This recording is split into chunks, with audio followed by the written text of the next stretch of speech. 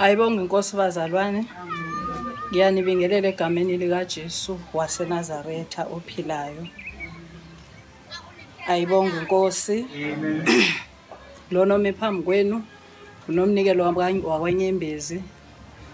Okubalekile ungumntwana kaNkulunkulu osindisiweyo owafumana umusa wathethelela izono.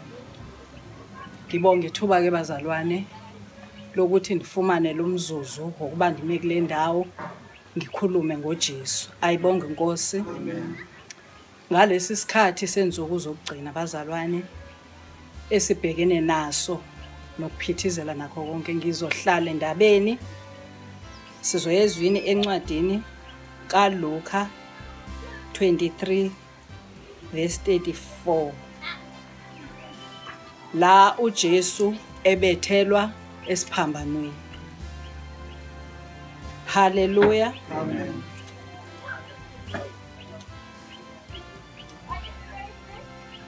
Hallelujah. Amen. Hallelujah. Amen. Iyaqala indaba yethu la uJesu ebethelwa khona esiphambanweni. Lithi izwi lenkosi, kepha uJesu wathi Baba bathethelele ngokuba abakwazi abakwenzayo. Amen. Babelana izingubo zakhe baze benzelana inkatho. Amen. Amen. Hallelujah. Amen. Lithi izwi lenkosi, sekwenzekile endleleni ehlushwa uJesu kufikela lesikhathini soba uyobethelelwa esiphambanweni. Hallelujah. Amen. Uma ebethelelwe esiphambanweni kwakungekuhle bazalwane, wasebuvila ubuhlungu eseshayiwe. Elithi izwi lenkosi maliqhubeka esaqhubeka ebheke esiphambanweni waxetyulwa washaya imivimbo engu-39. Hallelujah. Elithi izwi lenkosi ngayo leyo mivimbo thina sasindiswa saxolelwa sathethelelwa izono. Sihamba nje singabakhululekileyo. Hallelujah. Lithi ke uma sefika esiphambanweni ebethela uJesu akabhekanga ukuthi bamenzeni, akabhekanga ukuthi uhlushiwe, akabhekanga ukuthi useze wabhotshozwa waxebuka umhlana. Hallelujah. Ingubo sezidlabhukile sebezibonela ukuthi bangabona ukuthi kukhona into engabasiza ngokwabo ngoba umuntu unobudenga nabo. Uthi mayibheka ioverall abona ukuthi izomsiza kodwa kwabonakala kubo besenzelana amaqashiso ngengubo kaJesu. Hallelujah. Into ebengeke ibenzele lutho bakhohlwa ngumzimba. Hallelujah. Ukuthi umzimba kaKristu ulayisha ubukhulu bukaNkulunkulu. Ayibona inkosi. Hallelujah. Hallelujah. Lithi izwi lenkosi ke wakhuphiza uNkulunkulu uJesu Kristu wathi Baba bathethelele ngoba abakwazi abakwenzayo. Hallelujah. Bona babezicelela uba khona into abayenzayo ezokwenza inzuzo kubo kanti akukho abakwenzayo kuzobasiza. Okubalilekile ukuthi nje kuphela bakwenzile kodwa akunanzuzo. Kepha uJesu akabhekanga ukuthi sengihlushiwe, akabhekanga ukuthi ngibhotshoziwe, ngishayiwe. Wabheka uNkulunkulu emuhle wathi Baba bathethelele ngoba bakwazi abakwenzayo. Impela besingaqhubeka endleleni sikwenza. Kepha into ebalekile uxolo. Lubalekile uxolo bazalwane. Lubalekile uxolo kangangokuba uma usabheka ukuthi manje kulesikhathi ngisahamba enhlizweni lasemhlabeni ngishayekile, ngabulinyazwe ebandleni okanye ngishayiwe kwami, ngingumama oshadile or ngiyubaba oshadile, ngalinyazwa ngalimala ezintweni zonke esibhekene nazo endleleni sisabheka ezweni laseJerusalem kodwa kukhona ukulimala. Kodwa into ebalulekile luxolo bazalwane. Hallelujah. Lubalekile uxolo bazalwane. uJesu walukhipha kungafanele kodwa ngoba kwakufanele ukuthi kubonakaliswe amandla kaNkulunkulu ethembekile ukuze kwenzeke icebo lakhe. Ngiyabonga kakhulu bazalwane. Uthembekile uJesu wethu. Amen. Amen. Ngiyabingelela bazalwane egameni kaJesu Kristu. Amen. Lo mphambi kwenu uMamshabalala Mntana kaNkulunkulu ukubalekile ukuthi ngisindise ngathelelwe izono. Ngiyambonga uNkulunkulu nami esangigcinile. Bazalwane sizoya ezwini ngokukhulu ukuphuthuma. Sizofunda izwi likaLuka u-23 lapha ya u-43. La lifundeka khona kanje.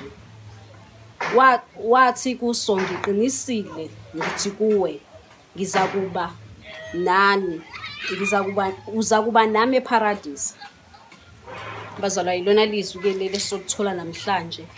Lelizwi likhuluma indaba enkulu la uJesu waye esebethelwe wabeliselwa nezelelesi ezazimbili. Lezelelesi mayibelithelwe naye kodwa kuzona kwakunongathembi ukuthi lo muntu ola eduze kwaba noma lo muntu ababethelwe naye unguJesu Kristu noma ungumuntu ozokwenza imfihlakalo. Kodwa zazibonakala zona zihleli naye zingazitshela ukuthi ngelinye ilanga mhlambe lo muntu uza kuvuka yini. Kodwa lezi mayihleli kodwa kunesinye esavezela imfihlakalo esaqala savuma izono zaso sayivuma kuyena uJesu Kristu ebethelwe nazo. Lapho sesivumile izono size siyasho kusona sithi Nkosi uma ususa embusweni wakho uze ungikhumbule nami ngoba sesesimbulelekile ukuthi lo muntu esinaye akusiyena umuntu nje kodwa kungumuntu kaNkulunkulu. Kodwa lesesinye asizange sona sabona egcineni ngoba sasinalabo ababemkolodela uJesu bethi uma uJesu bonakala phela ukuthi namhlanje uza kuyisusa yini lana. Kodwa lesi ngoba sasesiqonda imfihlakalo kaNkulunkulu sona savuma izono zaso sasesiyamncenga uJesu Kristu ukuthi uma esesembusweni wathi azasikhumbule ngoba sasiqonda ukuthi lo muntu esilele naye la uza kuvuka ngoba lo muntu akusiyena umuntu nje kodwa ngumuntu kaNkulunkulu. So bazalwane manje sisho kanjalo uzwe uyasithembisa icebo likaNkulunkulu. Ingakho kwakufanele ukuthi sona noma uJesu alale nazo abethele kumbe nazo ukuze aphume kule nyama eyayifana neyabo. Ingakho isilelesi lesi esathi masibheka sabona akekho umuntu esingakhala kuyena manje ukuze naso ngelinye ilanga sikwazi ukuthi sisindiswe noma sikwazi ukuthi sithethelelwe. Kufanele sivume kuyena ngoba uNkulunkulu wayekude naso kodwa ukuze sikwazi ukuthi simbone uNkulunkulu kubiza ukuthi sicele kuyena uJesu Kristu ukuthi aze asikhumbule naso uma esevuka lapha ngoba sasina imfihla sasesibonile imfihlakalo ukuthi uza kuvuka mevuka uza kuvuka amaqeda yokwenza imisebenzi emkhulu. Kodwa lesa singazange sambona kodwa uJesu uma esevuka uthi ngiqinisile ukuthi bheka mangivuka ngiyakuba nawe embusweni wami. Inkosi Amen. Ngiyanibingelela bazalwane egameni lenkosi yethu uJesu Kristu. Noma ikuphi lapho nilalele khona lelizwi lenkosi uNkulunkulu anibusise nisalalele. Nibingelela ubaba uSabela eThekwini eChatsworth egameni likaJesu. Lapha sithola izwi lesithathu uJesu lengesiphambanweni. Lifundeka kanje incwadi ngokaJohn 19 uverse 25. Kepha kwakumi ngasesiphambanweni sikaJesu unina kanye nodadewabo kanina uMaria umkaKlophas noMaria Magdalena. Kuthe uJesu ebona unina nomfundi amthandayo bemi ngakhona wathi kunina mame bheka umfundi lowo wamyisa kwakhe. Amen bazalwane. Amen. Ngiyalithanda lelizwi lenkosi ngoba kunezwi lenkosi esithola lapha encwadini kwaMateyu chapter 24 elithi ukhuthazela kuze kube sekupheleni uyena uyakusindiswa. La sithola uJesu ebalwa nedlanzana labantu abambalwa kodwa siyazi ukuthi uJesu ubehamba nenqwaba yabantu ubelandelwa zixuku. Siyabakhumbula noPetro nabafundi bakhe bonke ayehamba nabo uJesu. Ngelilanga siyamkhumbula esuthi isixuku samadoda u5000 ewasuthisa ngesinkwa nenhlanzi kodwa lawo madoda asizwa ukuthi ayekhona ngesikhathi ebethelwa esiphambanweni emhlabeni. Kanti ngelinye ilanga uke wabikezela wathi uPetro lo amthandayo kakhulu uzomphika kathathu iqhude lingakakhali. Walandula uPetro wathi nakanye Nkosi mina ngisoze ngakuphika. Kodwa siyeza ngelinye ilanga utholakala ebalekile esecashile noma bemkhomba bethi lo ngisho ukukhuluma kwakhe ubehamba naye. Bathi simbona yonke indlela ngisho ukubeka unyawo kwakhe ubehamba naye ungomunye wabo. Ngoba lento mayivalelwe ngaphakathi kuwena noma ungaphika uthi hayi mina kodwa iyazikhulumela ithi hayi ngikhona noma ungangiphika noma ungangicashisa kodwa ngicashiseki ngoba ngivalelwe ngaphakathi emathanjeni. Namhlanje simuza uJesu ebona abantu abambalwa uthi ngiyambona unina ngiyambona nomfundi kodwa asizwe igama lalo muntu sizothiwa nje indodana asilizwa ngisho igama lakhe ngoba khona abantu abanamagama amakhulu nasabekayo kodwa ngesikhathi sokugcina ngesikhathi sokushisa kwezinto bayanyamalala ungababoni ukuthi baphelelepi. Kodwa siyambona lo mfundi esaloko ekhona asimuzwa ngisho igama lakhe ngoba kushuthi wawumuntu nje ongatheni kodwa siyambona ema naye uJesu emethi ngifuna ukubona isiphetho ukuthi kwenzakalani ngenkosi yami. Oh hallelujah. Amen. Oh hallelujah. Amen. Hey abantu bayabaleka makufika ukushisa. Bayabaleka makufika ubunzima.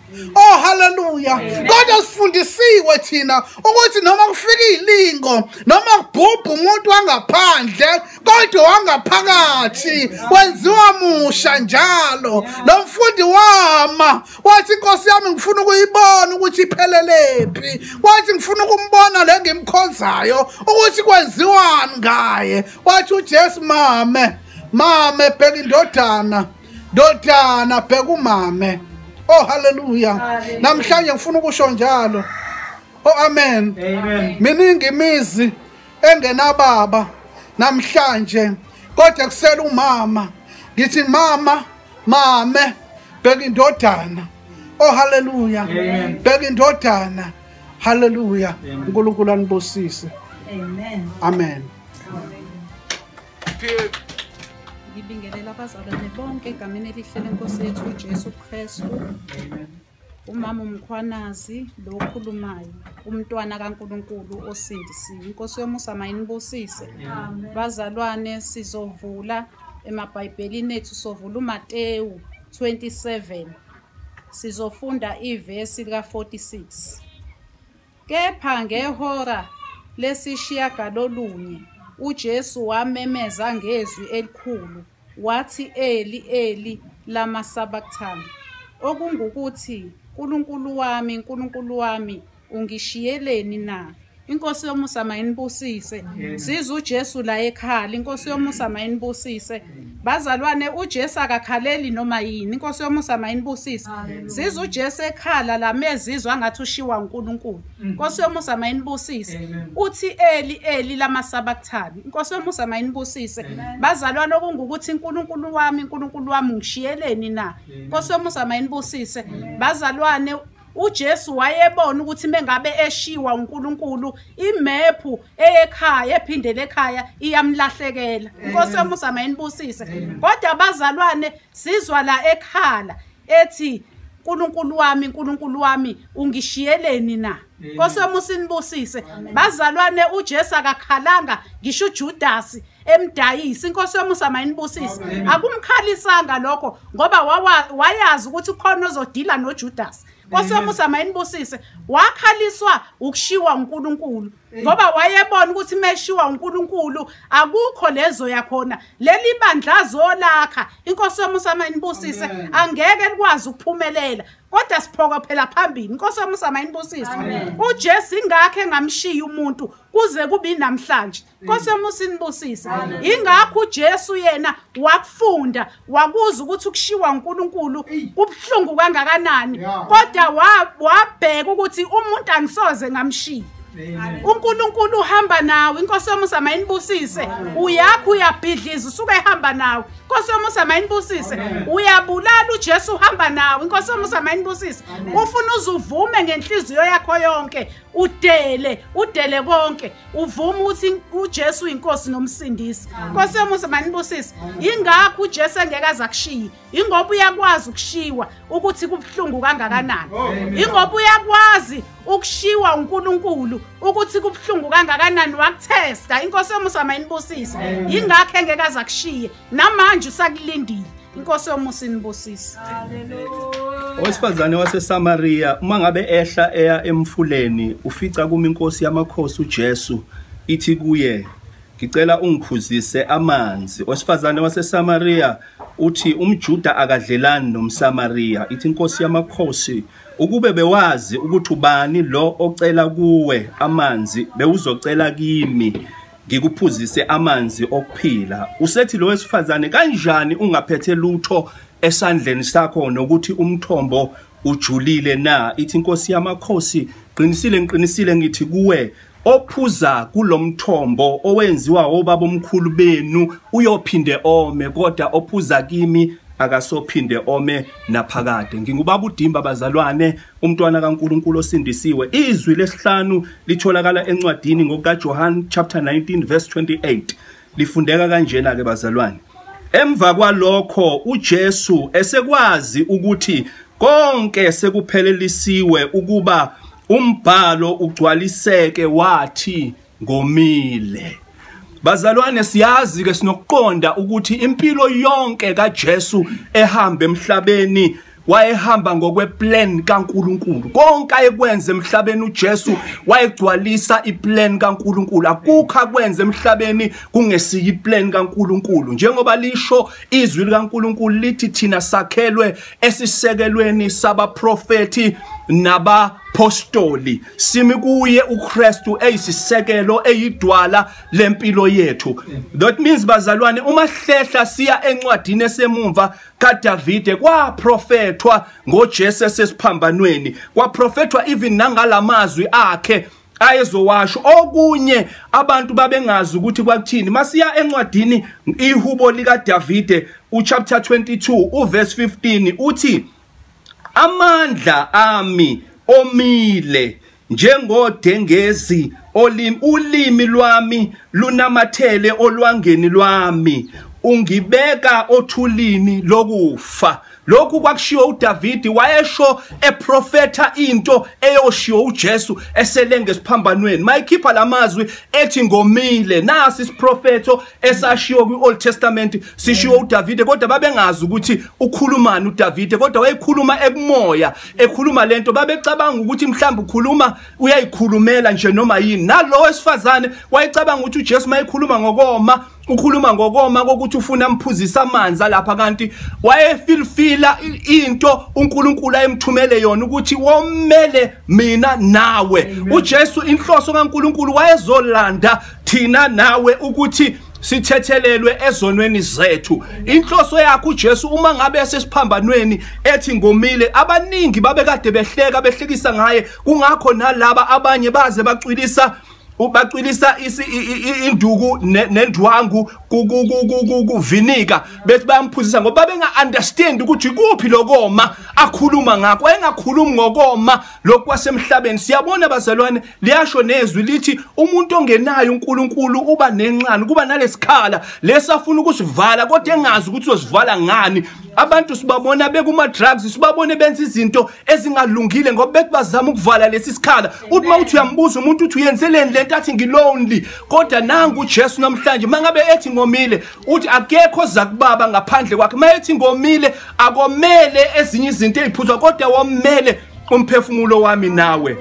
Nali izwi lenkosi bazalwane, uJesu mayethi ngomile uthi akekho ozakubaba ngaphandle kwami, mina ngiyindlela neqiniso nokuphila. Uma ufuna ukuza kuJesu uphakamisa isandla sakho la ukhona, vume ngomlomo wakho ukholwe ngenhliziyo, bese kuba ukusindiswa. Uthi uJesu ngomile akomele izinto zomhlaba, akomele inkodwa omele umphefumulo wami nawe, ukuthi mhlali ibonakaliswa iwundlu sifane nalo. Amen. Angibingelele bazalwane egameni lika Jesu Kristu waseNazaretha. Angibingelele ibandla lika Kristu eindaweni zonke ezibukayo manje. Ngiyanibingelela nonke. Ngifuna ukusho ukuthi siyanthanda ngothando likaKristu nisemabandleni nisemakhaya nakuphi lapho nikhona sizokhuluma ngamazwi ayisikhombisa. Izwi engizokhuluma ngalo incwadi ngokaJohane uchapter 19 uverse 30. Ngingumama uMagubane umvangeli ngishumayela izwi likaNkuluNkulu ngothando nangesibindi. Amen. Incwadi esoyifunda incwadi kaJohane uchapter 19 uverse 30. Kwathi ukuba uJesu ewamkele uViniga wathi kufeziwe wagebisa ikhanda wafa. Lelizwi leli mawufundisisa kahle lithi uJesu wamemeza ngezwi elikhulu wathi kufeziwe. Amen. uJesu akasholongo phansi kodwa uJesu wamemeza ngezwi elikhulu wathi kufeziwe emva kokuthi esewamkele uViniga wathi kufeziwe. Amen. Lencwadi siyazi sekushunyayeliwe, siyazi ukuthi isiprofeto, siyazi ukuthi iyizwi likaNkuluNkulu elithi izwi likaNkuluNkulu izwi lakhe lingamadoda asiqondisayo endleleni. Amen. Izwi likaNkuluNkulu akusiyo nje incwadi efana nenovel kodwa izwi liphefumlelwe uJehova uqobo lakhe. Hallelujah. Lelizwi leli lithi wamemeza kwathi kufeziwe emva kokuthi sekuprofethiwe kusuka kuGenesis ngezwi likaNkuluNkulu, emva kokuthi sekuprofethiwe uqhubeka uzofika kuMatthew lapho khona kuthiwa uMaria uza kuzala indodana. Amen. Emva kokuthi selikhulume konke izwi likaNkuluNkulu kodwa siyezwa ekugcineni emazwini okugcina ethi uJesu kufeziwe. Amen. Hallelujah. Siyezwa ememeza ethi kufeziwe. Yindaba uJesu athi kufeziwe ingoba siyazi ukuthi kunezinto adlula kuzo, siyazi ukuthi waba umuntu ebantwini washumayela izwi likaNkuluNkulu ngesibindi, washumayela izwi likaNkuluNkulu kuzofezeka icebo likaNkuluNkulu, washumayela izwi wasindisa abantu abagulayo. Amen. Hallelujah. Kodwa egcineni siyamuzwa ethi kufeziwe. Hallelujah. Kukhona isikhathi la aphikwa khona, kukhona isikhathi la khona ayeveza amandla kaNkuluNkulu kodwa abawaphika. Elithi izilNkuluNkulu weza kwabakhe kodwa abakhe abavange bamamkela. Kodwa bamamkela wabapha amandla okusindiswa, okuthethelela kwezono, okunqoba isono uphile impilo engcwele. Lithi izwi likaNkuluNkulu yena lithi izwi likaNkuluNkulu kwakufanele sihambe kwakhe ngoba lithi akavanga zone kodwa waphila impilo engcwele kwazi kwabasekufeni, wathembeka kwazi kwabasekufeni. Noma sebemphika bephika amandla kaNkuluNkulu, bephika izibonakaliso kodwa akamngabazanga uNkuluNkulu, wathembeka kwazi kwabasekufeni. Khona isikhathi la khona athifelwa ngamathe, khona isikhathi la khona athukwa khona, khona isikhathi la khona wafaka umqhele wameva lachitheka igazi kodwa akavanga mngabazi uThixo ngoba wayiqonda into eyodwa ukuthi ngaloko kwenzakalayo liyazalwa ibandla elithi izikaNkuluNkulu sazalwa enxebeni. Hallelujah. Lithi izikaNkuluNkulu wathi kufeziwe hayi ngoba wayezibona eqediwe kodwa wayebona ukuthi kunento ezoqalwa kabusha ngoba lithi izikaNkuluNkulu umuntu maye kuKristu isidalwa esisha kokudala kudlulile kodwa sekuvela okusha. Uthi kufeziwe ngoba wayebona ukuthi wagcwaliseka umbhalo, konke sekuphelelisiwe, konke sekwenzekile. Into uNkulunkulu akade ngithume yona emhlabeni isifezekile. Sekuseleka kimi nawe ukuthi uyayamkela yini lensindiso, sekuseleka kimi nawe ukuthi uyakholwa yini ukuthi leli gazi elachitheka eminyakeni eminingi edlule nanamhlanje kusayilona lingasihlanza nawe zakhe izono. Ukhona osekhaya uvuma enhlizweni yakho ngoba uJesu inkosi kulezi khathi zokugcina, ikhathi zesiphithiphithi. Engathi ngiyambona ememeza ngezwi elikhole ethi kufeziwe, efuna amadimoni ezwe, efuna uSathane ezwe, efuna imimoya yobumnyama izwe, efuna ukuthi wonke ama-enemies ayikade emkhaphela ezwe ukuthi umbhalo usugcwalisekile. Kufeziwe egameni likaJesu. Na ungamthatha namhlanje uNkulunkulu uJesu abe inkosi nomsindisi empilweni yakho. Amen. Ngiyababingelela abazalwane eindaweni ngeindawo zonke ezilalele nezibukelayo egameni elihle likaJesu Kristu. Amen. Lo khulumayo ubaba umfundisi Shabalala endaweni yaseMaran Hill. Bazalwane, incwadi esizokhuluma ngayo namhlanje incwadi etholakala lapha kuLuka 23. Ivesi esofunda kulo uverse 46. Ngiyaqala ukufunda. uJesu wamemeza ngezwi elikhulu wathi, Baba, ezandleni zakho ngiyawubeka umoya wami. Eseshilo lokho wafa. Baba, izwi lakho liyaphilisa, liyadala. Bawethu ongcwele likho konke. Ngalo profeta kule ndawo ngoJesu ozobuya. Amen. Bazalwane, la sithola khona uJesu lithi iBhayibheli wamemeza ngezwi elikhulu wathi, Baba, ezandleni zakho ngiyawubeka umoya wami. La uJesu simthola khona esebenzisa igunya. Amen bazalwane. Into ebekiwe noma into oyibekayo kusuka kuyinto osazoyithatha. Amen bazalwane. La simthola khona esebenzisa igunya lokuthi ubeka umoya wakhe ezandleni kaNkulunkulu. Ngani? Ngoba sike samuzwa ekhala. Amen bazalwane. Sike samuzwa ecela. Amen bazalwane. Ngoba ukhala ngoba inhloso kade izele emhlabeni ibingakenzeki. Ucela ngoba into kade izele emhlabeni ibingakenzeki. Kodwa uma sekulesi sigaba ekusona uthume ebuka la iqale khona, ebuka indlela ehambile, uthi ya sekuphelelisiwe konke sengikwenzile. Simuzwe sememeza ethi, Baba, ezandleni zakho ngiyawubeka umoya wami. Sizokhumbula abazalwane ukuthi uJesu uke washawa. Amen bazalwane. uJesu uke wagwazwa. Amen bazalwane. uJesu uke wathukwa. uJesu uke wahletshwa. uJesu uke wabethelwa. Amen bazalwane. Konke lokhu ukwenzile lezigaba udlulile kuzona, ubuhlungu ke wabuzwa. Uye wehla wambatha inyama njengengubo, okusho ukuthi ube umuntu ebantwini. Amen bazalwane. Kungakho uma kufika kulesi sigaba ethi, Baba, ezandleni zakho ngiyawubeka umoya wami. Lalela bazalwane wami, ulapho ekhaya uJesu ubuhlungu ke wabuzwa. Lokuhletshwa bazalwane uke wahletshwa naye. Lokushawa befundisa abakhulu uke washawa naye. Lokubethelwa ibandla lilonke naye uke wabethelwa. Amen bazalwane. Kodwa ayikho into eyimtshela engqondweni yakhe ukuthi nakuba ngihlukunyazwe emhlabeni, kodwa into engiyizele ukuthi ngizokwakha ibandla likaNkulunkulu. Into engiyizele ngiyazi ukuthi ngizobethelwa, ngizobekezela kuze kube sesiphambanweni. Kungakho simthola kule ndawo esethi, Baba, ezandleni zakho ngiyawubeka umoya wami. Amen bazalwane. Okusho ukuthi thini lento? Asambeni. Esho ukuthi angeke wena ubuyele emumva ezonweni ngoba uthi abazalwane bekuhlebile. Ngeke wena ubuyele emumva ezonweni ngoba uthi umfundisi wakho ukuhlebile. Noma uthi ibandla likuvukele ngoba noJesu simkhonzayo ukuyavukela. Baba, ezandleni zakho ngiyawubeka umoya wami. Nkosi yomusa.